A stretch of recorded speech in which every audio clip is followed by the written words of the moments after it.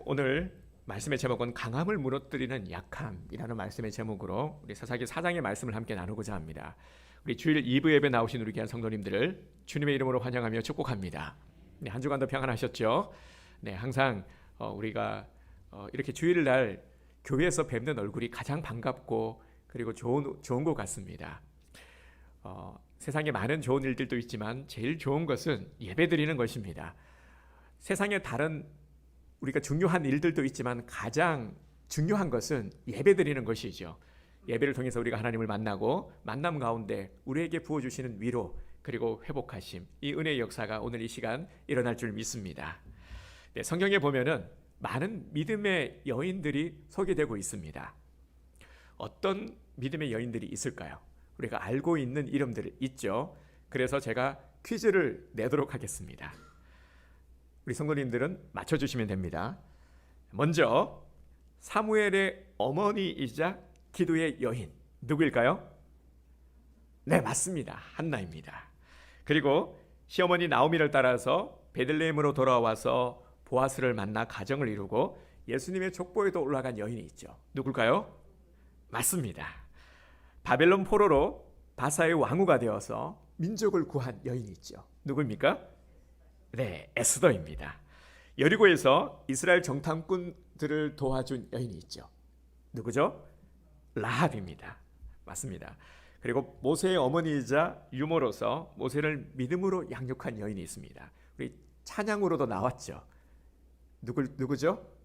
요게벳입니다. 요게벳의 노래라고요. 제가 참 좋아하는 찬양인데 정말 잘하셨습니다. 선물은 이 시간 은혜로운 말씀으로 대신하도록 하겠습니다. 그리고 또 한 명이 있습니다. 오늘 본문에 나오죠.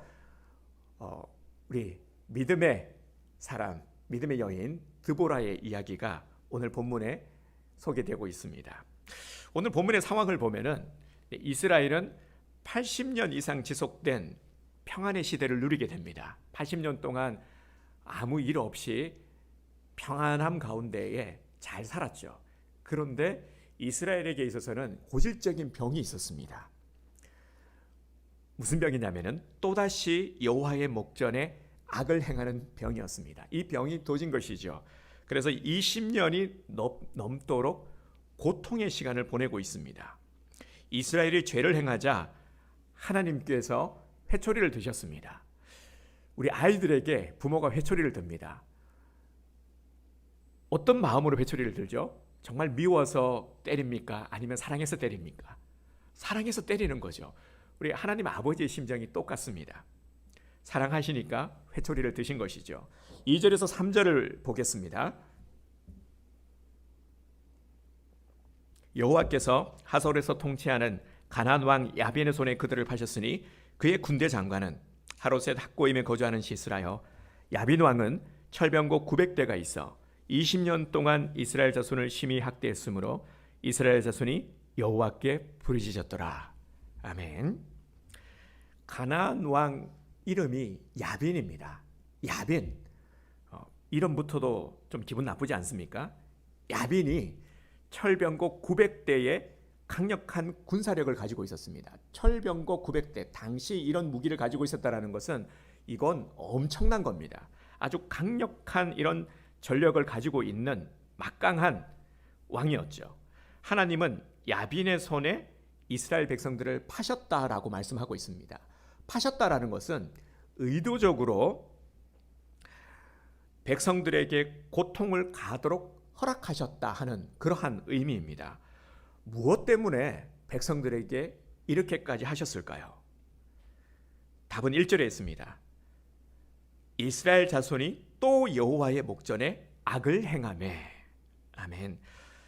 여기서 주목할 것은 또 다시 여호와의 목전에 악을 행했다라는 겁니다. 한 번이 아니라 두 번이 아니라 계속해서 반복되는 지금 이러한 모습을 지적하고 있습니다. 또 악을 행한 것이죠. 옛버릇을 버리지 못하고 여전히 반복되고 있기 때문에 하나님께서는 크게 진노하셨습니다. 가나안 왕 야빈은 아주 거칠고 강하게 이스라엘 백성들을 괴롭히고 학대했습니다. 20년 동안 매일매일 이 가나안 왕 야빈의 고통을 당해야 했습니다. 억압당하고 착취당하고 강탈당하고. 여러분, 매일 이러한 삶이 반복된다고 생각해 보세요. 하루도 두려움 때문에 혹여나 얘네들이 와서 또 뭐 약탈해 가지는 않을까, 해코지는 하지 않을까, 이런 불안한 마음으로 하루하루를 살아간다고 생각해 보세요. 얼마나 힘들었겠습니까? 하루도 아니고 이틀도 아니고 매일 어떤 일이, 당장에 어떤 일이 일어날지 모르니까, 안전을 책임질 수 없으니까, 우리 가정에 무슨 일이 생길지 모르고 자녀들에게 무슨 일이 생길지 모른다라는 이 두려운 마음이 20년 동안 지속된다라고 생각을 해보십시오. 얼마나 힘들었겠습니까? 그래서 견디다 못해 이스라엘 백성들은 이제서야 무엇을 합니까? 여호와께 부르짖기 시작합니다. 도와주세요, 살려주세요. 부르짖었습니다. 하나님은 이들의 부르짖음을 듣고 이들을 구원하기 위해서 사사를 세우셨습니다. 사사기에 보면은 사사를 세울 때에 사사를 세운 목적이 뭐냐면은 사사를 통해서 이스라엘을 구원하고자 하는 것입니다. 그러니까 사사의 사명은 무엇이냐면은 위기에 처한 이스라엘을 구원하는 것입니다. 이때 세운 사사가 바로 여선지자 드보라였습니다. 4절을 보겠습니다. 그때 랍비옷의 아내 여선지자 드보라가 이스라엘의 사사가 되었는데, 아멘. 드보라는 하나님께서 세우신 최초의 여사사입니다. 근데 지금 이스라엘 백성들은 가나안 왕 야빈을 상대할 강력한 지도자를 원하고 있습니다. 앞서 야빈에 대한 소개를 드렸는데, 야빈은 강력한 전력을, 아주 막강한 전력을 가지고 있다라고 했습니다. 철병거 900대, 당시 이를 상대할 자가 없을 정도로 이런 막강한 힘을 가진 야빈을 상대하기 위해서는 어떤 지도자가 세워져야 되겠습니까? 우리가 쉽게 생각할 수 있는 것은 맞짱을 뜰 수 있는 그런 강력한 지도자가 필요한 것이죠. 그래야 상대할 수 있지 않겠습니까? 그래야 대안을 세우고 준비를 하고 전쟁을 치를 수 있지 않겠습니까? 그런데 이런 상황에서 여인을 사사로 세우셨다. 좀 의아스럽지 않습니까? 지금의 때는 구약의 시대입니다. 구약의 문화에서 여성들은 지극히 제한된 역할을 감당해야 했습니다. 우리나라도 보면은 조선시대 남존 여비 사상 뭐 이런 것들이 있지 않았습니까? 그런데 이보다도 훨씬 더 심했습니다. 이 구약 때는 말이죠. 이런 것을 감안하지 않더라도 지금은 전시 상황입니다. 전쟁을 치러야 되는데 여자인 드보라를 사사로 인정하고 지도자로 세운다라면은 과연 백성들이 순순히 따라줄까? 이런 의문을 우리는 충분히 가지게 됩니다. 또한 가나안 왕 야빈이 이스라엘을 이끌 지도자로 여인을 세웠다 하는 것을 알게 되면 어떤 반응을 보일까요? 그러면 하나님께서는 왜 이런 위급한 상황에서 여인을 사사로 세운 것일까요? 사실 이전에는 이런 일이 없었습니다. 이전까지는 여자를 지도자로 세운 일이 없었습니다. 그러니까 이러한 우려는 더 커질 수밖에 없는 것이죠. 과연 드보라는 자신의 한계를 극복하고 사사의 직분을 잘 감당할 수 있을까요? 하나님께서 여선지자인 드보라를 이스라엘의 사사로 세우신 것은 하나님의 특별한 목적하심이 있기 때문입니다. 우리는 당시의 상황을 생각하면서 하나님의 심정을 찾아야 합니다. 먼저 우리가 알아야 될 것은 우리 하나님이 어떤 분이냐 하는 것이죠. 여러분, 우리 하나님이 어떤 분이십니까? 우리 하나님은 공평하신 분이십니다. 하나님께서 공평하시다 하는 부분들을 성경 말씀을 통해서 우리에게 여러 번 강조하셨죠. 하나님께서 우리를 보실 때에 먼저 무엇을 보신다 말씀하고 계십니까? 우리의 어떤 외모, 환경적인 것들, 이런 것들을 보시는 것이 아니라 우리의 중심을 살피신다 말씀을 하셨죠. 그러니까 하나님은 중심만을 살피시는 거예요. 어떤 조건, 가진 자와 없는 자, 남자와 여자, 유대인과 이방인, 이런 조건들을 살피는 것이 아니라, 외적인 조건들을 살피는 것이 아니라, 어떤 능력이 있느냐 이것을 살피는 것이 아니라 하나님 보시기에 합당한 자, 그 마음의 중심이 합한 자를 하나님께서는 들어 사용하신다는 것입니다. 하나님은 공평하신 하나님이십니다. 하나님은 편견이 없으신 분이십니다. 하나님이 보시기에 합당한 자라면 누구라도 쓰임을 받을 수 있음을 드보라를 통해서 우리에게 보여주고 계십니다. 또 하나는 드보라가 이스라엘의 사사가 될 수 있었던 것은 드보라가 가진 믿음의 요소들 때문입니다. 드보라의 열정은 정말 대단했습니다. 당시 위급한 상황 가운데 이스라엘을 이끌 만한 영성과 지도력을 가진 자가 드보라밖에 없었기 때문에 하나님께서는 그녀를 들어 사용하신 것입니다. 5절을 보게 되면은 드보라의 어떤 모습이 나오냐면 이스라엘 자손의 재판관이 되어서 백성들을 이끌고 있는 모습이 보입니다. 사사의 또 중요한 역할 중에 하나가 재판관의 역할을 하는 겁니다. 이 사사라는 뜻이 재판관이라는 뜻을 가지고 있습니다. 그러니까 백성들의 시시비비를 가리고 무엇보다도 백성들이 믿음으로 행할 수 있도록 그 기준을 명확하게 잡아주는 것입니다. 이게 사사의 역할이었습니다. 이러한 사사 본연의 역할을 수행하기에 충분한 지혜와 지도력을 가지고 있었다라는 것을 5절 말씀을 통해서 우리는 알 수가 있습니다. 또한 6절에서 9절을 보면은 드보라가 전쟁 준비를 하고 있는 모습이 나옵니다. 그런데 전쟁 준비를 어떻게 하고 있는지를 우리가 살펴보기 원합니다. 6절을 보겠습니다. 6절을 보면은 중간쯤에요. 하나님 여호와께서 이같이 명령하지 아니하셨느냐 이렇게 말하고 있죠. 그러니까 드보라는 무엇입니까? 어떻게 전쟁 준비를 하고 있었죠? 하나님의 음성을 듣고 하나님의 음성을 선포하고 하나님의 말씀대로 준비하고 있었다 하는 것을 알 수가 있습니다. 우리가 알게 되는 것이 무엇입니까? 드보라는 정말 대단한 영성의 소유자였다라는 것입니다. 9절을 보면은 이런 드보라의 영성을 우리가 잘 알 수가 있습니다. 9절도 함께 보겠습니다. 이르되 내가 반드시 너와 함께 가리라. 그러나 네가 이번에 가는 길에서는 영광을 얻지 못하리니 이는 여호와께서 시스라를 여인의 손에 파실 것임이니라. 아멘. 여호와께서 계속해서 드보라는 하나님의 음성을 듣고 선포하고 움직이고 있음을 우리는 알게 됩니다. 자, 이런 드보라를 보면서요. 아니 이 여자는 이 드보라는 과연 어떤 사람인 거지? 라는 궁금증을 가지게 됩니다. 드보라를 소개하고 있는 구절이 4절인데 4절을 함께 보도록 하겠습니다. 그때 랍비도스의 아내 여선지자 드보라가 이스라엘의 사사가 되었는데 아멘. 요 한 절이 드보라에 대한 소개가 다입니다. 랍비도스의 아내가 다예요. 랍비도스이 누굴까 찾아봤더니 랍비도스에 대한 자료가 없습니다. 전무해요.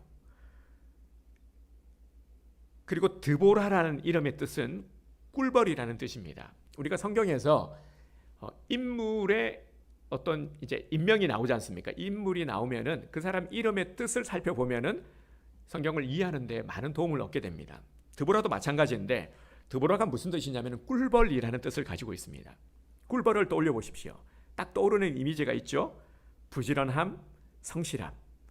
이것이 드보라가 가지고 있는 이미지였고요. 실제로 이름 뜻 그대로 부지런함과 지혜를 가지고 있었습니다. 그리고 그녀는 에브라임 산지 라마와 베델 사이 드보라의 종려나무 아래에 거주했다라고 또 설명을 하고 있죠. 드보라의 종려나무는 드보라가 종려나무 아래에서 백성들을 돌보았던 것을 기념하기 위해서 붙여진 이름입니다. 지금 이스라엘의 상황은 20년 이상 야빈의 손에 의해서 괴롭힘을 당하고 있는 가운데 있습니다. 그리고 드보라가 바락을 앞세워서 야빈과 전쟁을 하려고 하고 있습니다. 지금 다급한 상황 가운데 있죠. 이런 다급한 상황 가운데 이스라엘이 정신을 차리고 주님 제발 살려주세요 하니까 하나님께서는 이들의 부르짖음을 듣고 구원하기 위해서 사사를 세우셨어요. 그죠? 드보라를 세우시고 이제 이 야빈과 전쟁을 하려고 준비를 하고 있습니다. 드보라는 바락에게 납달리 자손과 스불로 자손 10,000명을 거느리고 다볼산으로 가라라고 명합니다. 이제 사사로서 전쟁을 치르기 위한 첫 명령을 내린 거죠. 그런데 그 명령이 뭐냐면 10,000명을 거느리고 다볼산으로 가라. 그런데 10,000명이 최선이었던 것 같습니다. 하지만 바락은 이 명령을 듣고 쉽사리 움직이지 못하는 모습입니다. 왜냐하면 지금 야벨의 군대가 몇 명입니까? 10만입니다. 10만을 10,000명으로 상대할 수 있을까요? 이들은 철저히 준비된 자들입니다. 야벨의 군대는 군사훈련을 받았고 막강한 무기를 가지고 있습니다. 그런데 이스라엘은 다 끌어모아도 10,000명이고 준비되지 못한 오합지졸들입니다. 수적으로도 전력으로도 상대가 되지 않습니다. 그러니 바락이 발이 떨어질 리가 없는 거죠. 이건 죽으러 가는 건데. 그래서 바락이 어떻게 합니까? 드보라의 치맛자락을 붙들고 늘어집니다. 함께 가달라고 말이죠. 두려우니까요. 그래서 드보라는 함께 가겠다라고 하면서 하나님께서 하실 일을 예언합니다. 그 내용이 8절 9절에 보면 나옵니다. 다볼산에 모인 이스라엘 군사들은 드보라의 작전 지시에 따라서 일제히 움직입니다. 그런데 어떤 일이 일어났습니까? 15절을 보면은 여호와께서 바락 앞에서 시스라와 그의 모든 병거와 그의 온 군대를 칼날로 혼란에 빠지게 하심에 시스라가 병거에서 내려 걸어서 도망한지라. 아멘. 이게 지금 무슨 일입니까? 어떤 일이 일어난 것이죠? 전혀 예측하지 못한 놀라운 일이 일어났습니다. 시스라가 군대 장관 시스라가 도망을 갑니다. 21절을 보면은 드보라의 예언대로 내용을 읽어보면은 이제 이런 내용이 나오는데요. 시스라는 이 겐 사람 헤벨의 아내 야엘이 관자놀이의 말뚝을 박아서 죽였습니다. 아주 좀 잔인하게 죽였죠. 그것도 여자의 손에 의해서 말입니다. 결국 하나님께서 가나안 왕 야빈을 이스라엘 자손 앞에서 굴복하게 하시니까 그의 군대가 전멸당했습니다. 하나님께서 하신 일이죠. 한 여인의 지도력으로 20년의 압제에서 구원받았을 뿐 아니라 강력한 군대, 이 가나안과의 전쟁에서 승리하는 기쁨을 얻었습니다. 여러분 참 놀랍지 않습니까? 하나님이 행하시는 일, 그리고 정말 하나님의 섭리 가운데 이루어진 이런 일들을 보면서 우리는 정말 놀라지 않을 수 없습니다. 하나님을 찬양하지 않을 수 없습니다. 그리고 우리는 오늘 이 전쟁의 주인공인 드보라를 주목하지 않을 수가 없습니다. 드보라, 하나님께서 세우신 최초의 여선지자이며 사사인 드보라. 그렇지만 우리가 드보라의 또 면모를 살펴보면요, 사사였지만 자신의 권위를 앞세우지 않은 겸손한 모습을 보게 됩니다. 드보라가 바락을 앞세워서 전쟁을 이끌지 않았습니까?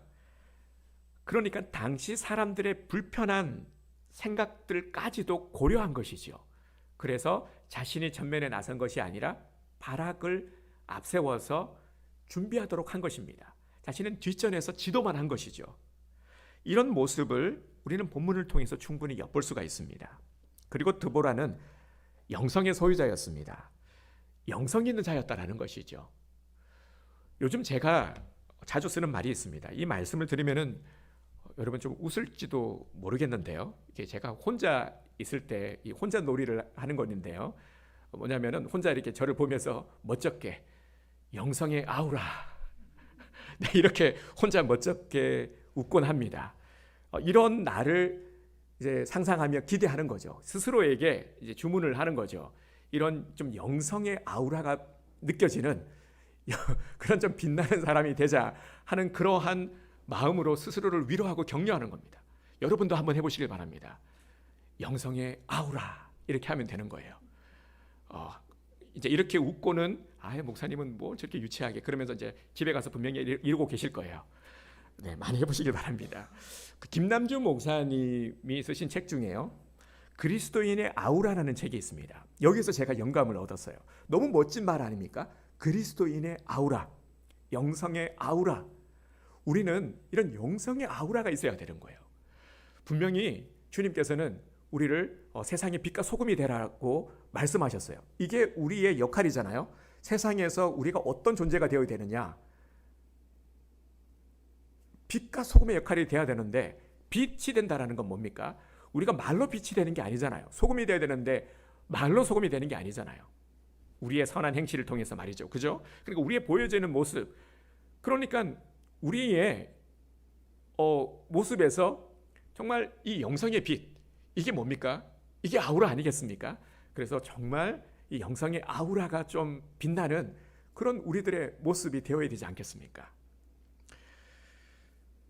드보라는 영성의 아우라가 빛나는 자였습니다. 하나님의 음성을 듣는 자였고요. 하나님 말씀 앞에서 주저함 없이 행동할 줄 아는 영성의 사람이었습니다. 이 여성의 리더십으로 주저하는 바락을 이끌었죠.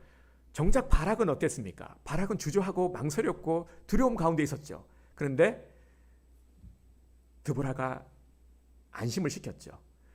이끌었습니다. 그리고 드보라는 이런 모습을 통해서 볼 때 용기와 지혜를 가진 자였다라는 것을 우리가 알게 됩니다. 1만 명의 군사로 10만 명을 상대하려고 하면은 이건 사실 불가능한 일이죠. 그런데 그럼에도 불구하고 현실을 바라보지 않고요. 현실의 어떤 전력 차이 이런 것이 아니라 하나님께서 명하셨기 때문에 이 승리는 이미 하나님께서 주어진 것이다 라는 믿음을 가지고 나아가는 이 담대함, 그리고 다볼산 위에서 기송강 아래로 공격하는 이 전략적인 지혜까지도 하나님께 주시는 담대한 믿음을 가지고, 그리고 현실 가운데서는 최선을 다해 전략적으로 맞서는 이러한 모습들, 바로 이것이 드보라가 가진 용기와 지혜의 모습인 것이죠. 그리고 그러면 드보라는 어떻게 하면 우리 안에서 이러한 편견을 제거할 수 있을까요? 사실 이를 해결해 나가는 것은 참으로 쉽지 않습니다. 노력만으로 잘 되지 않는 것이 바로 이 편견의 문제입니다. 그래서 우리는 이를 해결할 수 있는 유일한 방법은 바로 더욱 하나님께 집중하는 것입니다.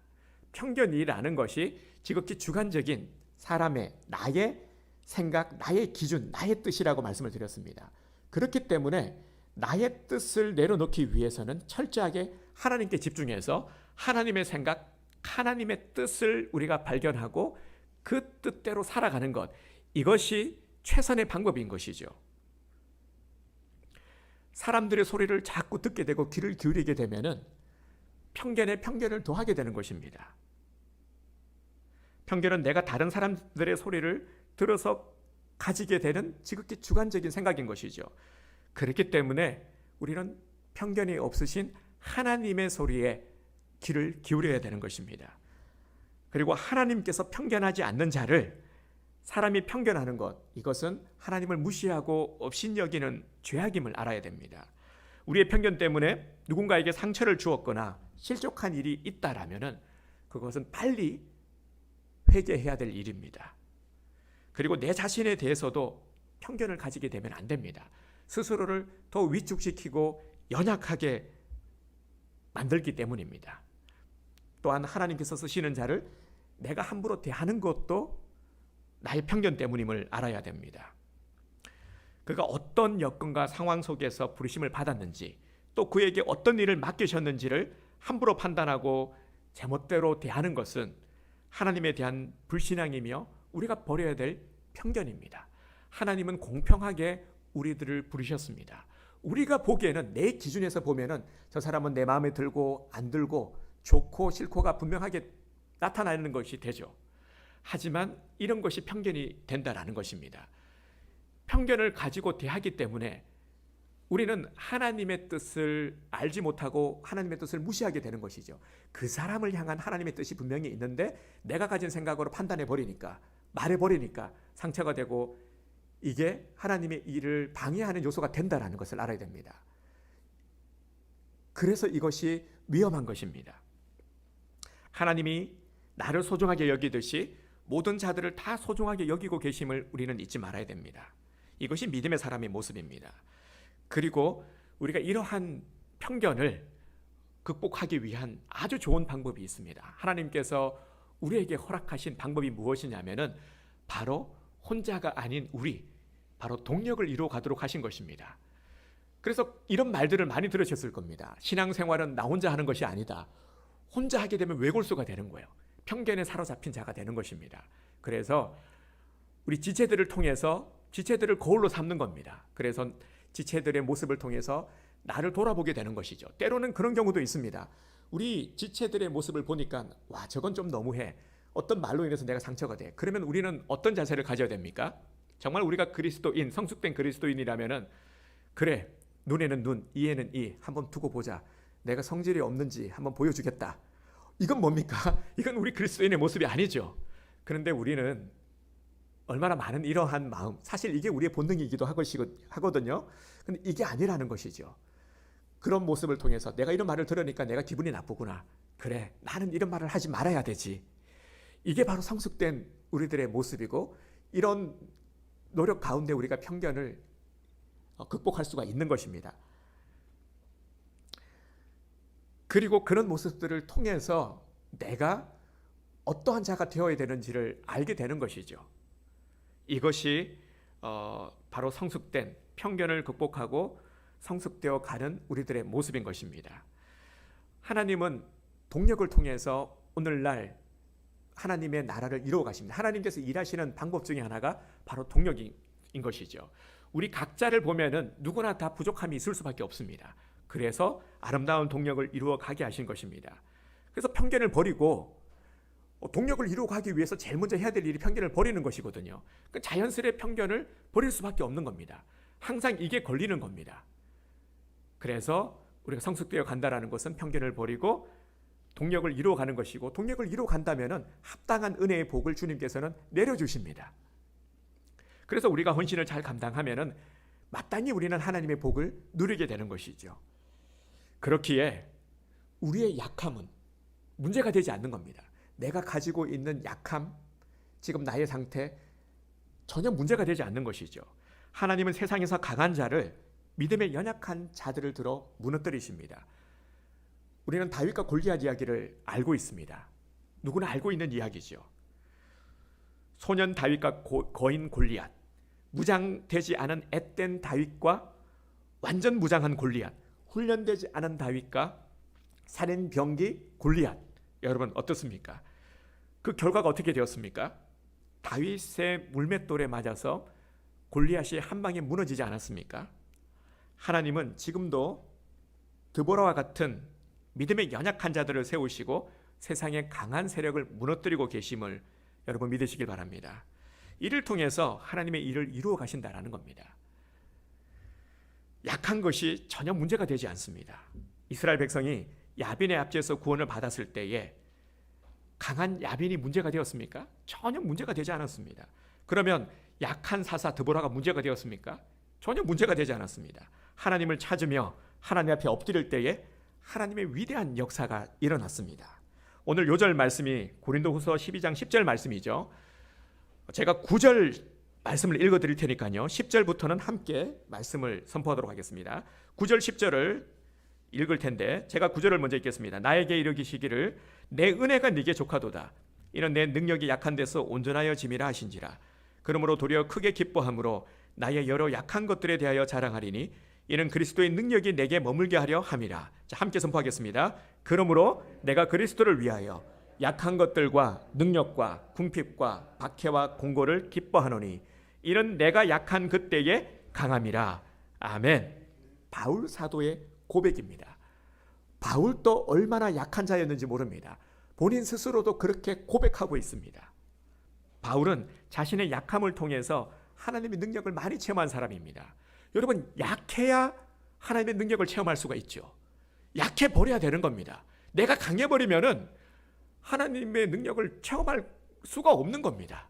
그런데 우리는 약함을 가지고 약함에 자꾸 집착을 하고 스스로에 대한 편견 속에서 헤어나지를 못하는 모습. 그래서 나는 안 되는 거야. 나는 몸이 약해서, 나는 의지가 약해서 안 되는 거야. 자꾸 이런 염려를 안고 있는 것이죠. 그런데 약해야 된다니까요. 약한 것이 정상이라니까요. 약해야 쓰임을 받을 수 있다니까요. 바울도 그랬습니다. 약함이 도리어 하나님의 능력의 통로인 것입니다. 내가 약해 버리니까 하나님의 은혜를 더욱 체험할 수 있는 통로가 되는 겁니다. 그러니까 우리는 이런 결론을 내릴 수가 있는 겁니다. 은혜라는 것은 내 약함을 고치는 것이 아니라, 여러분 잘 들으시기 바랍니다. 은혜라는 것은 내 약함을 고치는 것이 아니라 약함을 아시고 강함이 되시는 주님의 손길을 체험하는 것입니다. 이것이 은혜입니다. 여러분 이제부터 나는 약해서 못해 라는 말 하지 마시길 바랍니다. 우리는 약하기 때문에 하나님의 능력을 덧입을 수가 있습니다. 그리고 약한 우리를 위해서 함께 할 수 있는 동력자들을 허락하셨습니다. 여러분 모세가 약한 자였습니까? 강한 자였습니까? 약한 자였어요. 못해요. 입이 우두네요. 저 못해요. 이런 모세를 위해서 하나님께서는 누구를 붙여주셨습니까? 아론을 붙여주셨어요. 우리도 마찬가지입니다. 우리가 연약하기 때문에 걱정할 것이 없는 게, 연약함은 맞아요. 연약함은 연약함에 그대로 있는 상태죠. 하지만 이런 우리들을 하나님께서 동력자를 세워주셔서 각기 다른 우리들이 하나 될 때에 엄청난 능력이 나타나는 것이죠. 그리고 또 한 가지요. 우리가 다 잘하려고 해서는 안 되는 겁니다. 저의 경우도 마찬가지예요. 제가 욕심을 가지고 잘하려고 하니까 너무 힘이 많이 빠지는 거예요. 나보다 더 잘하는 사람을 보니까 급격히 다운이 되는 겁니다. 나는 안 되는가 보다. 그런데 그게 아니거든요. 성경에서 하나님이 사용하신 자들, 약한 자를 들어 사용하신 자의 모습을 보면서 주님은 우리를 위로하시는 겁니다. 약한 것이 정상이야. 사실 주님은 약하다라고 말씀하시지 않으셨거든요. 우리가 보기에 약해 보일지라도 이런 나를 들어 사용하시는 주님의 은혜를 우리는 더욱 사모하고 체험해야 하는 것이죠. 오늘 드보라를 통해서 이것을 분명히 보여주고 계십니다. 편견을 깨트려야 됩니다. 그래야 강함이 되게 하시고 그리고 우리가 동력을 이루어가면서 하나님의 일을 감당하며 그리고 열매를 맺을 수 있는 것이죠. 그래서 더욱 하나 되기를 원합니다. 하나님께서 허락하신 우리 믿음의 지체들, 온드림 교회를 세우시고 우리 교회 안에서 우리 지체들을 허락하여 주시사 우리가 하나 되게 하신 것, 하나 되기만 하면은 여기도 놀라운 능력이 있다는 것이죠. 편견을 깨트리고 그리고 오늘 우리도 드보라처럼 정말 귀하게 쓰임 받을 수 있다는 것입니다. 그래서 아름다운 동력을 드보라와 바락처럼 우리도 이루어가기를 원합니다. 함께 할 때 더 큰 복으로 하나님께서는 채워주시는 것입니다. 오늘 우리 성도님들 모두가 다 나의 연약함으로 세상의 강함을 무너뜨리는 믿음의 역사를 체험하게 되기를 주님의 이름으로 축복합니다.